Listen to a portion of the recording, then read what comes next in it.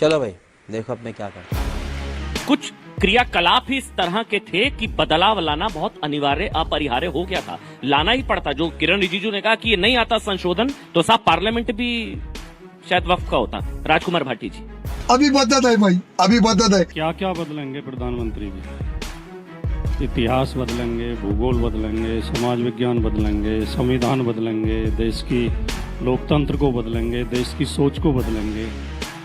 असल में जो असली समस्या है वो ये है अमन जी कि राष्ट्र निर्माण में, राष्ट्रीय आंदोलन में, राष्ट्र की आज़ादी में इन संगठनों का और इस विचारधारा का कोई योगदान रहा नहीं है जिससे प्रधानमंत्री जी आते हैं।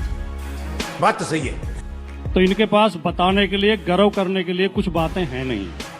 आपने एक कहावत सुनी होगी कि किसी लाइन को छोटा करने के दो तरीके होते हैं, उसके बराबर में बड़ी लाइन खींच दो या उस लाइन को मिटा दो। जोर जोर से बोल के लोगों को स्कीमें बता दे।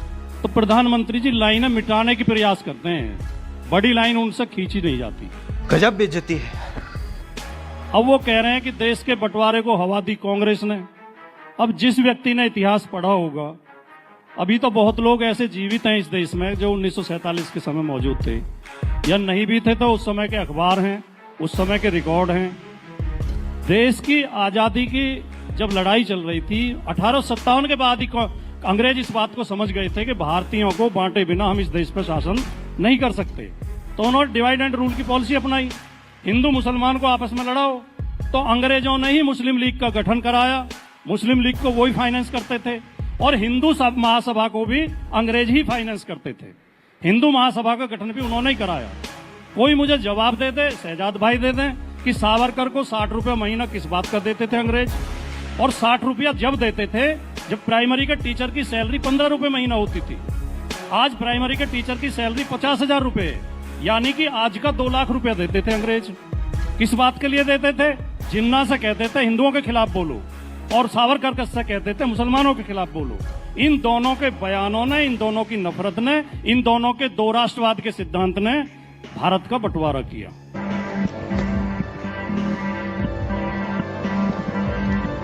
कांग्रेस कभी भारत के बंटवारे के पक्ष में नहीं थी। गांधी, अंबेडकर, पटेल, नेहरू कभी बंटवारे के पक्ष में नहीं थे। दुर्भाग्यजनक बंटवारा हुआ, उसका सबको दुख है, पूरे भारत को दुख है। हमारा एक हिस्सा कटा, लेकिन उसके लिए आज ये कह देना कि प्रधानमंत्री कहेंगे तो कौन विश्वास करेगा कि कांग्रेस ने हवा दी थी और ये नहीं चाहते थे। पाटिल जी, मैं इस देश में दो राष्ट्र की सबसे पहला जो सिद्धांत दिया वो सावरकर ने दिया।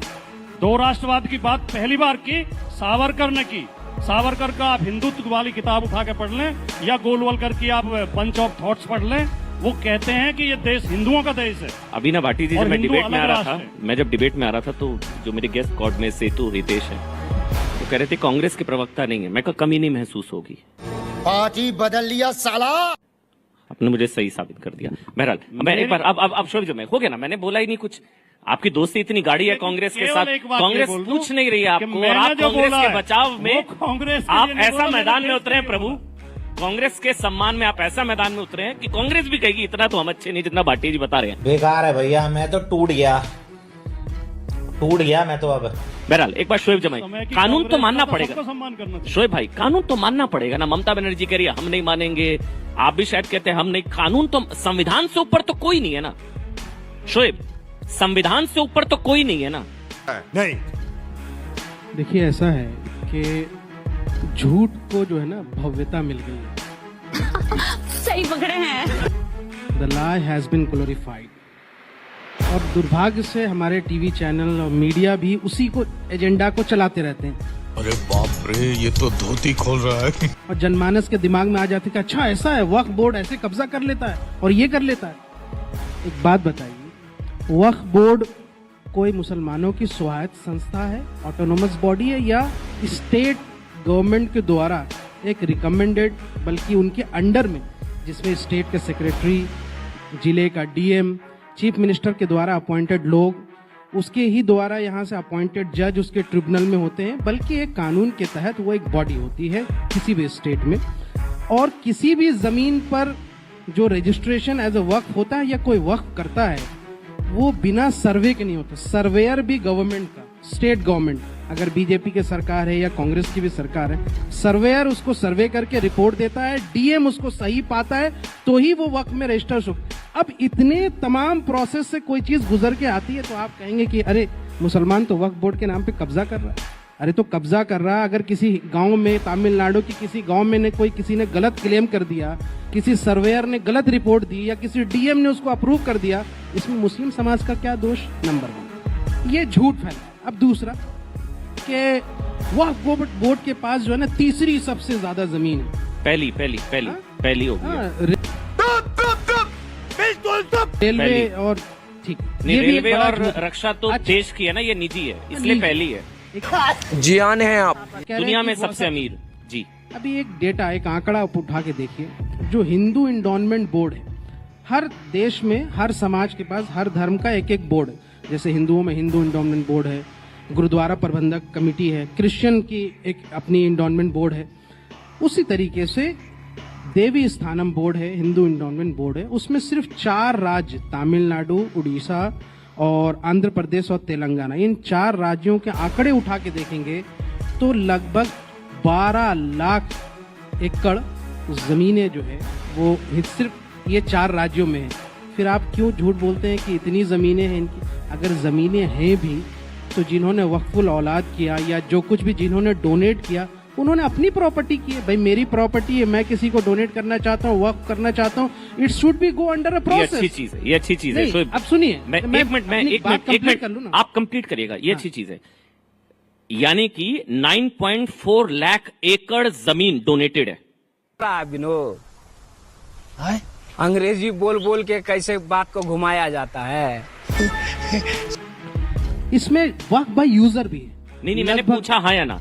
9.4 लाख एकड़ जमीन डोनेटेड है सिर्फ। कह दो कि ये झूठ है। डोनेटेड है, ये सिर्फ डोनेटेड है। तो आप तो कहते भी- हैं मुसलमान इतना पिछड़ा हुआ है, इतनी जमीन। ये तो बात है ना। गरीब मुसलमान, पिछड़ा मुसलमान, जमीन 10 लाख एकड़। इस बात को मोदी लेकर- राज में अच्छी तरक्की हुई है नहीं? क्या बात है सर, क्या बात है सर, क्या बात, ये बात है। मैं इस बात को लेकर कभी नहीं कहता कि वक्फ बोर्ड के अंदर करप्शन नहीं था। स्टेट गवर्नमेंट की निगरानी में, चाहे बीजेपी की सरकार हो या कांग्रेस की हो या किसी अन्य पार्टी, हर राज्य सरकार के अंदर जो भी वक्फ बोर्ड रहा है उसके अंदर करप्शन हुए हैं, उसमें सबने फायदा उठाया, सभी पार्टियों ने, ये मैंने। लेकिन सुधार के नाम पर आप और उसको बिगाड़ रहे हैं। क्या कि देखिए, इनका कानून इन्होंने बनाया कि भाई आप अगर वक्फ करना चाहते हैं तो you should be practising Muslim for the at least 5 years। Practising Muslim का क्या क्राइटेरिया होगा? दाढ़ी टोपी होगी तब। उसके घर में नमाज पढ़ते नहीं पढ़ते आप कैसे देखेंगे? लेकिन प्रैक्टिसिंग मुस्लिम होना जरूरी है वक्फ करने के लिए। लेकिन आप वक्फ बोर्ड में, सेंट्रल काउंसिल में 2 नॉन मुस्लिम अनिवार्य हो सकते। कोई हिंदू वक्फ नहीं कर सकता, लेकिन बोर्ड मेंबर में होंगे और स्टेट में होंगे। ये गजब का कानून। अच्छा, इसी बात को ठीक है, 19 सुनिए जी 1955 में और 1995 में जो संशोधन हुए थे उसमें ये था कि वक्फ बोर्ड में सिर्फ मुस्लिम ही वक्फ कर सकते। लेकिन 2013 में एक संशोधन आया था जिसके बाद ये तय हुआ था कि नॉन मुस्लिम भी वक्फ कर सकते हैं, डोनेट कर सकते। और उसको कौन समर्थन किया था? लाल कृष्ण आडवाणी जी, सुषमा स्वराज जी। बीजेपी ने ओवरवेलमिंग ये से जो है सपोर्ट किया था। आज इनको लगता है कि शहजाद पूनावाला आप उनसे बड़े नेता हैं, मोदी जी, योगी जी, क्या आडवाणी जी से और सुषमा स्वराज जी से बड़े नेता? अरे तय कीजिए ना भाई, झूठ कर रहे हैं। तो मैं ये कह रहा हूँ कि लाई हैज बीन ग्लोरिफाइड। झूठ ये जो जनमानस के दिमाग में लाया गया। शोएब कॉन्क्लेव है, एक एक करके बोलेंगे। आपने अपनी बात रखी, ये दो आप अपनी बात, मामला नहीं है। बिल्कुल, मतलब हिंदुओं से जमीन लेने में दिक्कत नहीं है, लेकिन हिंदुओं किसी दो को समाज बोर्ड का में शामिल मामला लेने नहीं से है। प्रॉब्लम है। ये बस हो गया। सरकार और- अब शहजाद बोलेंगे, एक एक करके प्लीज। शहजाद वक्फ के अतिक्रमण को हटाने माइक के रख लिए, दीजिए, एक एक करके बोलेंगे। वक्फ के अतिक्रमण को हटाने के लिए तो कानून है। डिबेट में अतिक्रमण कोई कर ले तो बेचारा पसमानदा कहाँ चला जाए। तो मुझे लगता है इसके लिए भी डिबेट अतिक्रमण कानून भी लाना पड़ेगा। अब सुनिए, एक एक करके मैं जवाब देना चाहता हूँ। दोनों विद्वान प्रवक्ता हैं। राजकुमार भाटी जी ने पहले शुरुआत कर ली कि सावरकर जी ने 2 नेशन थ्योरी की कल्पना की थी। भाटी जी वैसे इतिहास का बहुत ज्ञान रखते हैं, पर सबसे पहले ये बात सर सैयद अहमद खान ने कही थी। खत्म, bye bye, tata, goodbye, गया।